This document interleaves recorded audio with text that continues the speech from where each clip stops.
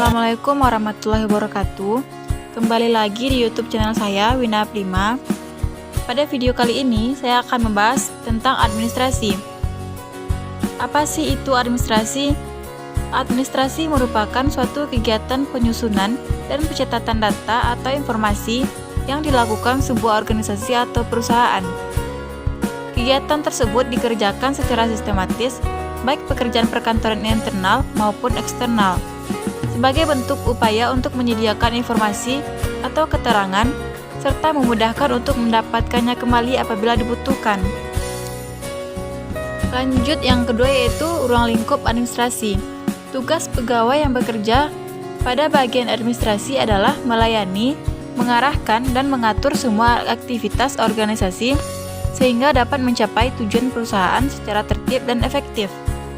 Nah, pada ruang lingkup administrasi terdapat 5 bagian, yaitu yang pertama menghimpun. Menghimpun yaitu karyawan mencari dan mengumpulkan data, informasi, atau keterangan secara detail, kemudian disimpan untuk tujuan agar nanti bisa digunakan jika diperlukan. Yang kedua yaitu mencatat. Mencatat yaitu setelah data berhasil dihimpun, selanjutnya karyawan mencatatnya dan disimpan dengan baik, jika diperlukan dikirim ke departemen lain untuk diolah. Yang ketiga yaitu mengelola, yaitu karyawan menganalisis data administrasi yang telah ada guna mendapatkan hasil atau kesimpulan dari data tersebut. Yang keempat yaitu menyimpan.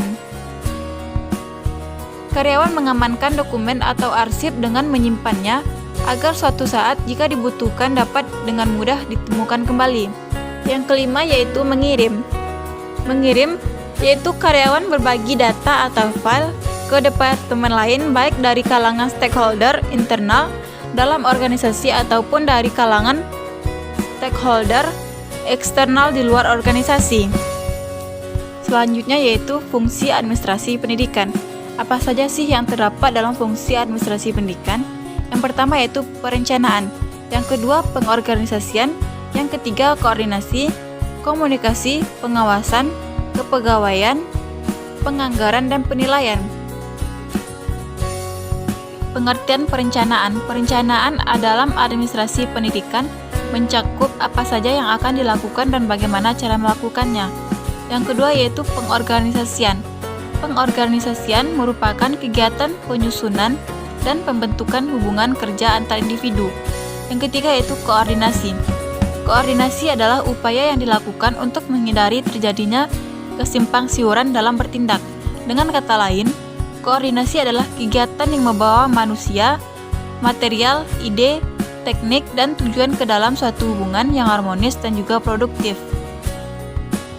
Nah, yang selanjutnya yaitu jenis-jenis tenaga kependidikan. Yang pertama yaitu guru.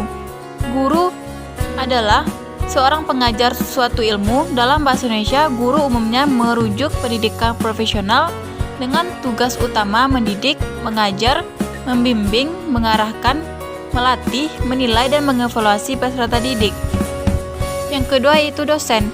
Dosen adalah pendidik profesional dan ilmuwan dengan tugas utama mentransformasikan, mengembangkan, dan menyebarluaskan ilmu pengetahuan teknologi dan seni melalui pendidikan, penelitian, dan pengabdian kepada masyarakat. Yang ketiga yaitu konselor. Konselor atau pembimbing adalah seorang yang mempunyai keahlian dalam melakukan konseling atau penyuluhan. Yang keempat yaitu pamong belajar.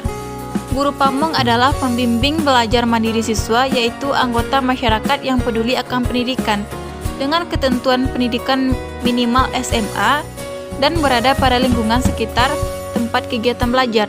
Yang kelima yaitu Widya Iswara. Widya Iswara adalah pegawai negeri sipil atau PNS yang diangkat sebagai pejabat fungsional oleh pejabat yang berwenang dengan tugas, tanggung jawab, wewenang untuk mendidik, mengajar, atau melatih pegawai negeri sipil pada lembaga pendidikan dan pelatihan. Nah, selanjutnya kita akan membahas pengertian administrasi keuangan. Administrasi keuangan adalah salah satu terpenting dalam suatu bisnis karena ia berhubungan erat dengan sumber daya dari suatu perusahaan atau organisasi. Akan tetapi, beberapa di antara kita juga masih banyak yang belum memahami arti administrasi keuangan yang sebenarnya. Karena Kebanyakan dari kita menganggap bahwa administrasi keuangan adalah staf yang berkaitan dengan kegiatan pembayaran. Selanjutnya yaitu administrasi perpustakaan sekolah. Menurut pendapat para ahli, administrasi perpustakaan yaitu keseluruhan proses kegiatan yang dilakukan di perpustakaan dengan menggunakan fasilitas yang ada untuk memperlancar dan mempercepat tercapainya tujuan perpustakaan sekolah. Dalam mengelola administrasi perpustakaan, pemimpin perpustakaan harus memahami dan menguasai kemampuan dan keahlian administrasi perpustakaan. Administrasi perpustakaan sekolah dalam menunjang pembelajaran di sekolah dapat tercapai secara efektif dan efisien. Administrasi perpustakaan ini meliputi seluruh rangkaian kegiatan pengorganisasian guna mencapai tujuan yang maksimal.